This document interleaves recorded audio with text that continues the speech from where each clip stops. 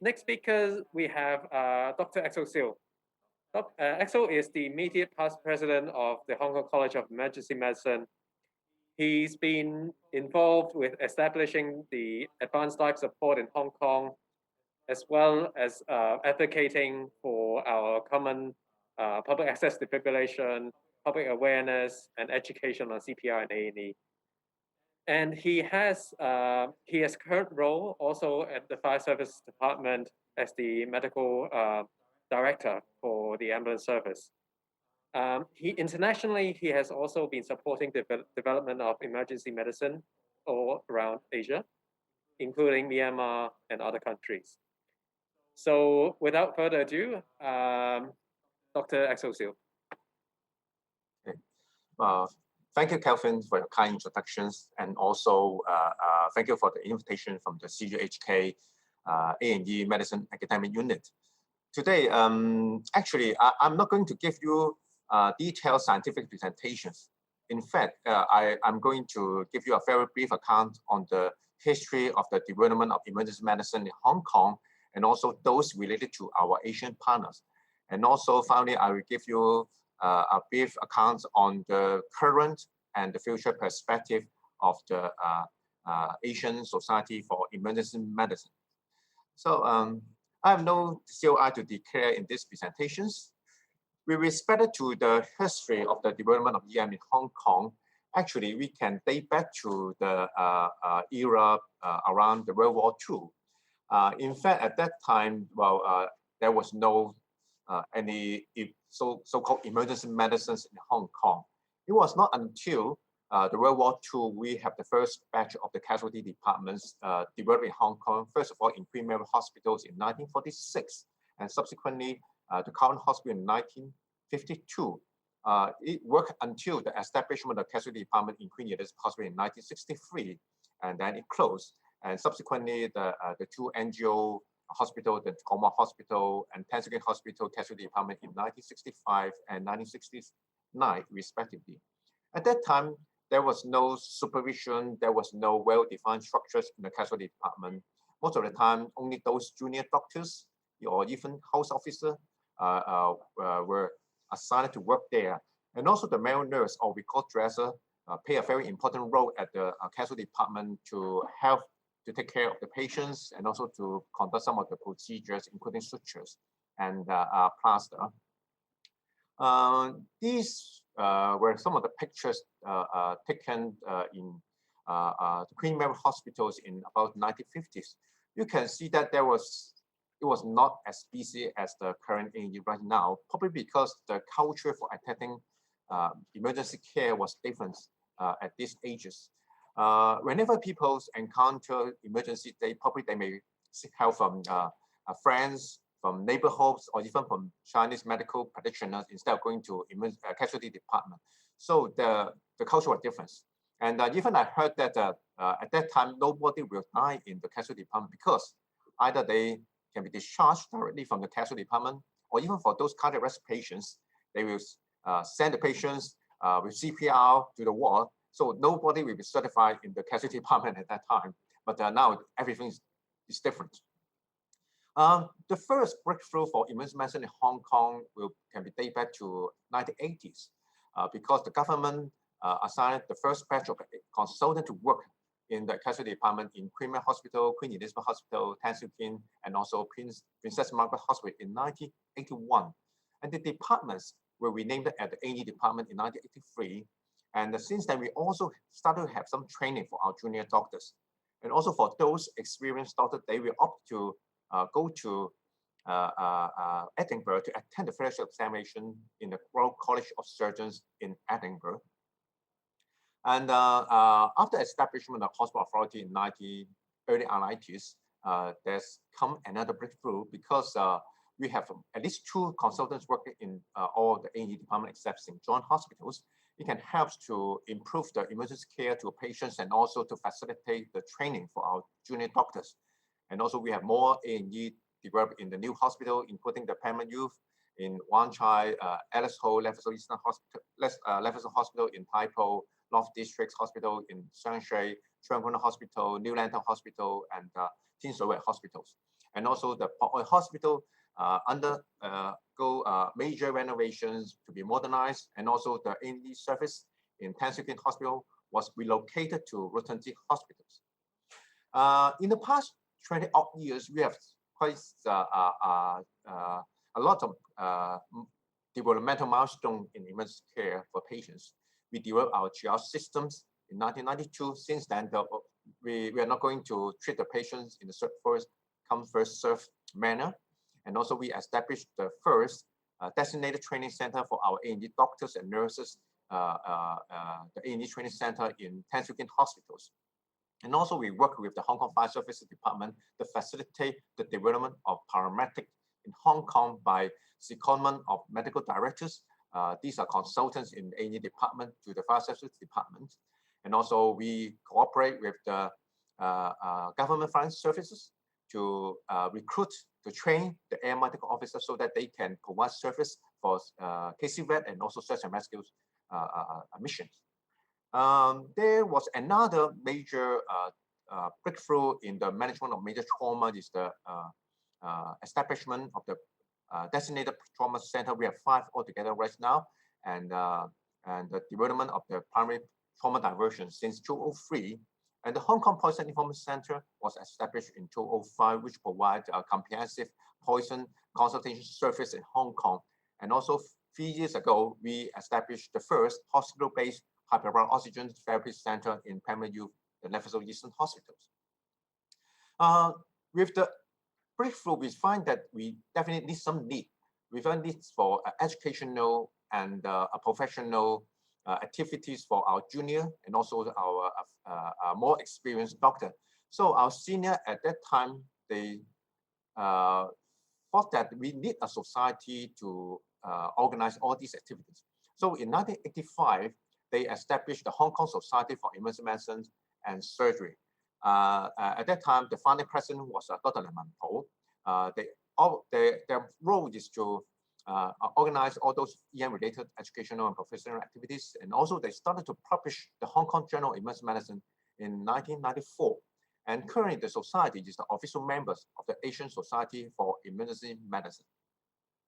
The objective of the society is to promote the interest of emergency medicine among all the members and all the medical profession in Hong Kong. And also they want to foster the better understanding relationship among members by organizing social and professional activities.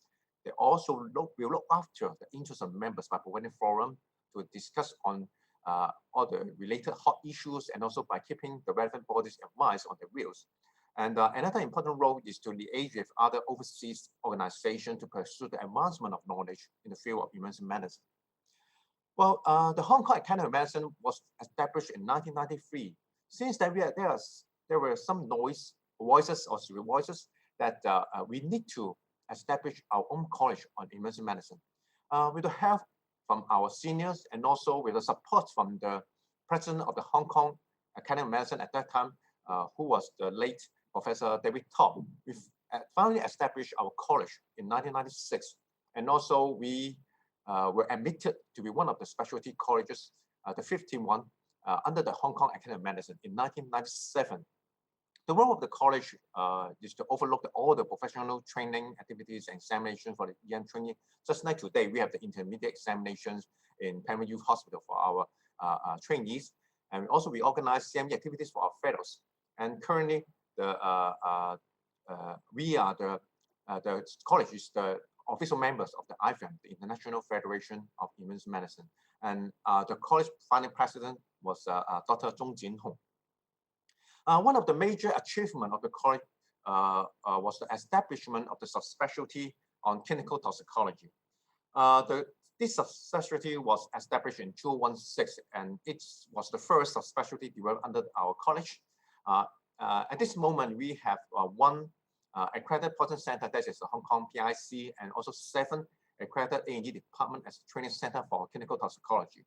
For those fellows who have undergone 2 years of the mandatory training program and also passed the required examination, they will be granted the fellows of the clinical toxicology. And another collaboration was with the Hong Kong College of Anesthesiologists. for the development of the dual fellowship. We signed an MOU with the Hong Kong College of Anesthesiologists in 2012. Since then, for our fellows who have gone through 24 months accredited SIU training and 12 months of anesthesia training, they also need to fulfill all the mandatory requirement and pass the final examination. They be granted the the fellows of Hong Kong CA blanket intensive care. And up to now, we have 7 fellows who have obtained this fellowship through this dual fellowship program. In order to foster the development of the other subspecialty and also the special interest among our fellows, in the college, under the Scientific Affairs Committee, we have 15 different subcommittees who have in the aims that we want to foster the development of the different special interests among our fellows. Hope that they will be in future can be one of the subspecialty developed under our college. Research for EM, which can be dated back to the 1985. According to Dr. Wang Dai, this the use of tegaderm in the outpatient management should be the first EM-related research. Actually, it was done by the famous hematologist in Hong Kong, Professor Kong Yuk Lim. And since then, the college has, after the establishment of the college, we try to foster or enhance the culture of doing research in our specialty. We offer prizes, which once would offer prizes for the original papers. We offer research grants for people who are interested to do research. We organize research seminar. We established the research committee under our college. And also up to, currently, research requirement is a mandatory requirement for those who want to take the examination for the exit to become our fellows. For the journals, the first edition was published in 1994. This was the first inaugural edition. I still keep this historical one in my office. And at that time, initially, there was only 2 editions in a year. But now we published the journal one every 2 months. And it was only indexed in EM journal in Asia.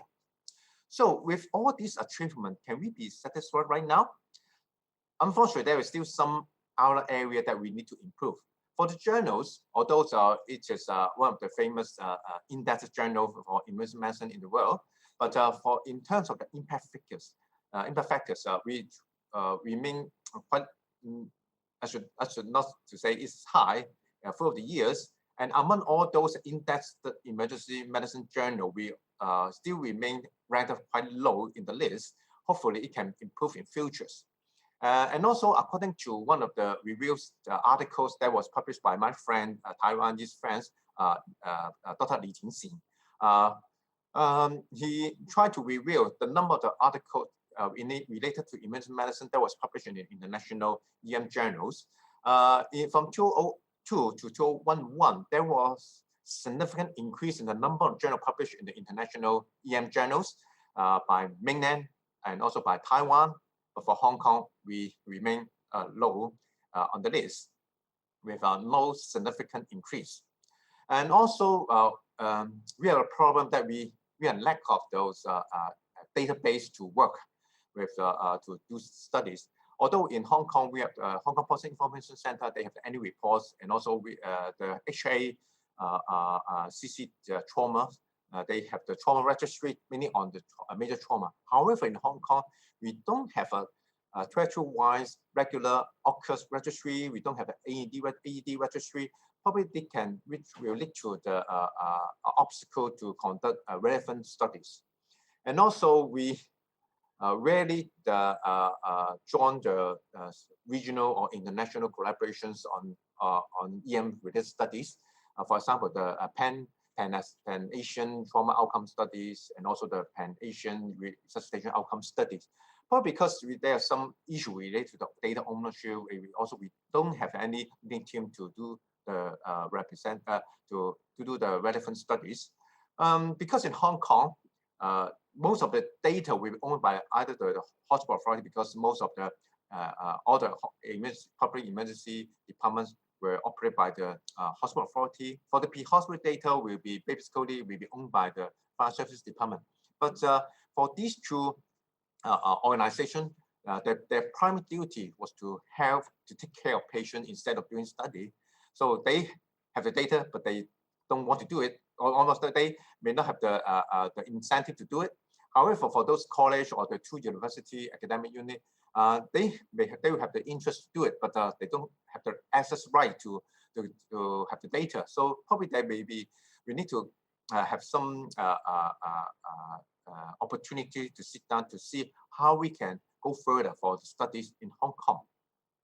For emergency medicine beyond Hong Kong, well, for Singapore, their system is very similar to Hong Kong. They have the casualty departments after the World War II. And at that time, only doctors with no specific emergency doctor. They only have doctors rotate from other departments. And they changed the name to emergency unit in 1964, and then to A&E department in 1974. And the first modernized A&E department was established in Singapore General Hospital in 1979, and their society was established in 1993, very similar to Hong Kong. Unlike, they have the first pediatric emergency department created in the KK Women's and Children's Hospitals in 1997, while we don't have any similar specific emergency department in Hong Kong, and they have the college established in 2006. For their society, the Singapore Society for is the Society for Emergency Medicine in Singapore. Well, their objective is to improve the care of acutely ill and injured patients by research and education. They also want to influence any related health policy with educational activities, forums, etc. One of the major achievements for the society is that they organized the first ever ISAM in Asia in 2010. And the college, established in 2006, is very similar to Hong Kong. Mainly is responsible for the overall design, implementation for all the postgraduate activities, and also to conduct CPD. And also, like Hong Kong, they have a section on the clinical toxicologists. For India, well, although India is a Commonwealth country, but their systems is more similar to American one because they have the partnership with the American colleagues. In the past, well, they also have a casualty department. Only the first modernized emergency system was modeled in the American Community Hospital in late 90s. They also collaborate with the American partners to develop their training programs. And finally, they have the American Academy for Emergency Medicine in India established in 2001. They partner with the Society of Emergency Medicine India. And they have achieved, the EM achieved as recognized by the government, by the Medical Council of India in 2009 as the 30 specialty for in medical training. And the society, unlike the system in Hong Kong and Singapore, they have only single society to work on both the training, the CME program, and also for the advocacy on related issue in emergency medicine. For Korea, their first emergency medicine resident program was started in 1989. They also have the board certification examination, very similar to the American style in 1996. And their specialty was recognized by the government as a specialty in 1996. They have the Korean Society of Emergency Medicine. They basically, just like India, they play a very important leading role in setting up the curriculum, training, and also to set up those criteria for the board examinations. And for the Korean Society, it was established in 1989, and they also is responsible to publish the Journal of the Korean Society of Emergency Medicine since 1990. They also joined as the Academy, the Korean counterpart in 1996. They, for the Korean colleagues, they host the ASAM, the Asian Conference in 2009, the Pan-Pacific Emergency Medicine Congress in 2012, and subsequently the ISAM in 2019. For Taiwan, they have the first emergency medicine residence training program developed in the Veterans General Hospitals in 1989. And the Taiwan Society of Emergency Medicine is very similar to those in India and also Korea. They are responsible to overlook all the EM specialist training and also professional examination and CME, etc. Their society was founded in 1995.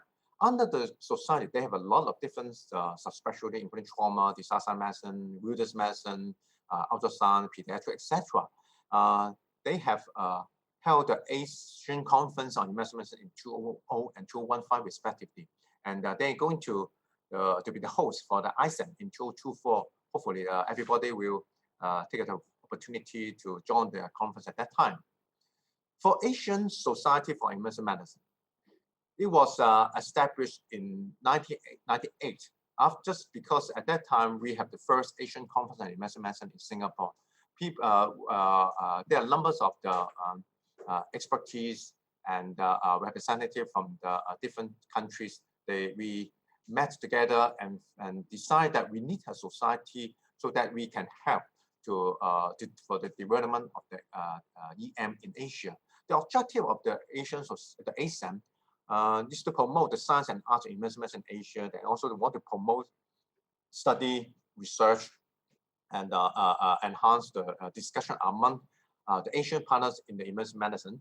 They also want to assist in the training and establishment of guidelines for emergency medicine care.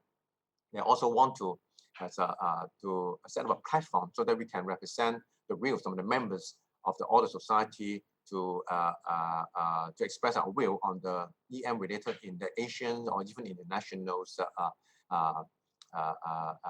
platform. And also we want to engage everybody to coordinate and assist in the all the activities related to emergency medicine in Asia. Initially, there were only 5 founding members in our society, including Hong Kong, the Hong Kong Society for Emergency Medicine and Surgery, or we also have the colleagues from Japan, Malaysia, Singapore, and Taiwan. And subsequently, we have more and more members, also from Philippines, India, Korea, Myanmar, Thailand, Turkey, and also UAE. And our founding president was Dr. Arnaldo from Singapore, and now the current president is Dr. Tamosh from India.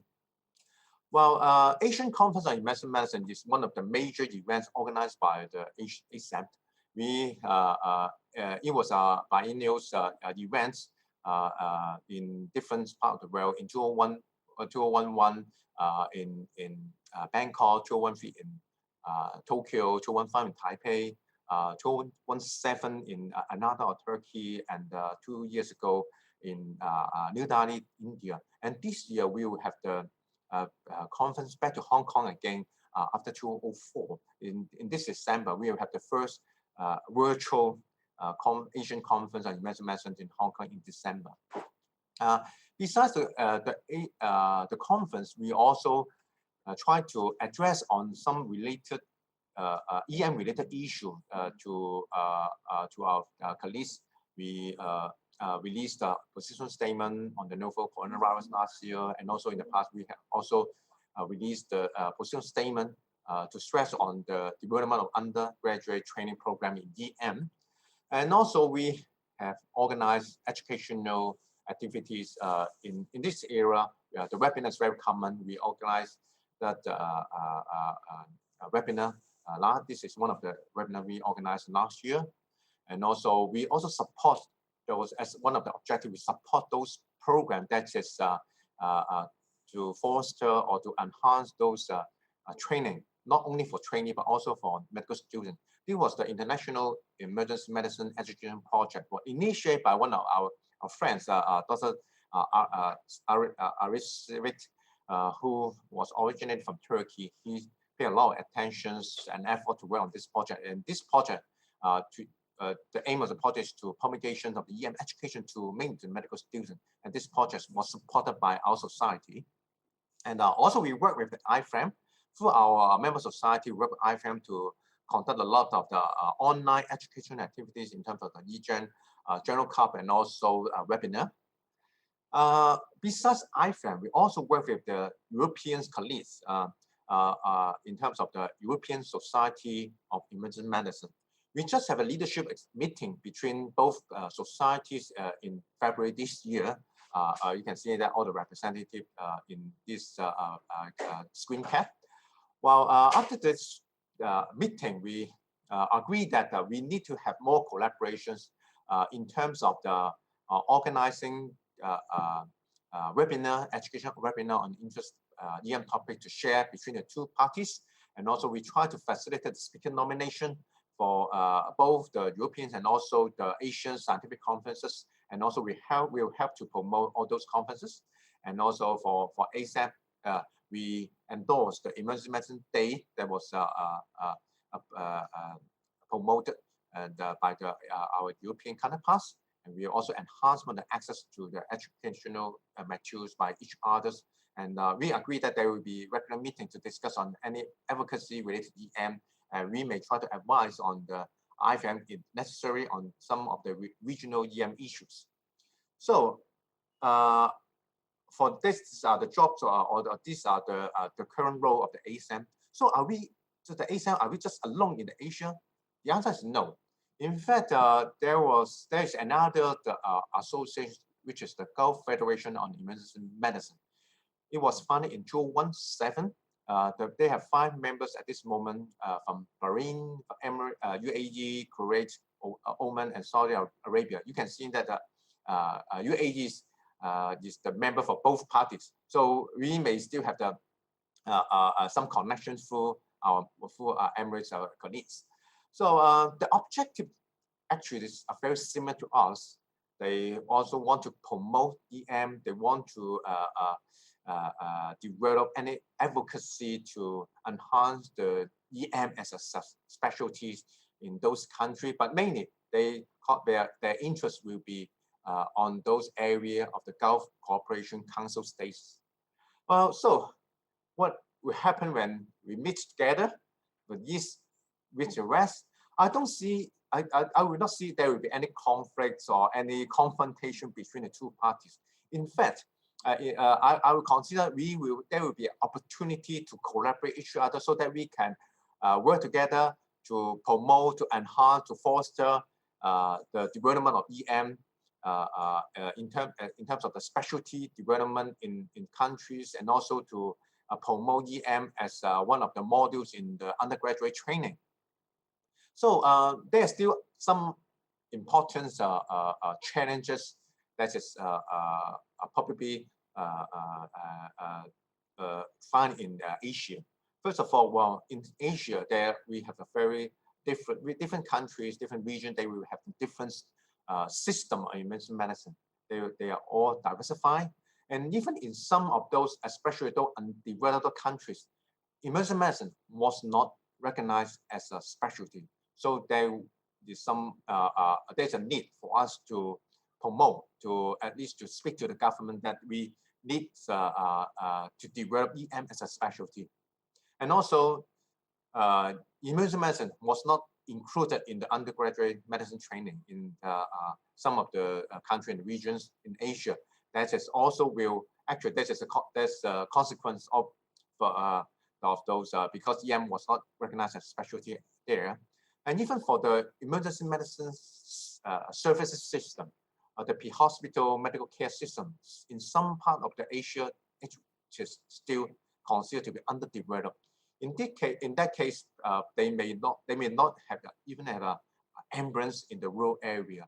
They may use just a van to transport those patients in those rural areas to those medical facilities. This is one of the major areas that we need to consider to facilitate the EMS system to develop in those underdeveloped areas. For the roll forward for Asian society in medicine, I think the society can work as a platform to extend the network among our Asian countries to foster the development of EM. Although some of us has already have a well-developed emergency medicine specialty, but there's still a lot that we need our help. So we want to, through this platform, to advocate the importance of emergency medicine in the healthcare system in the country.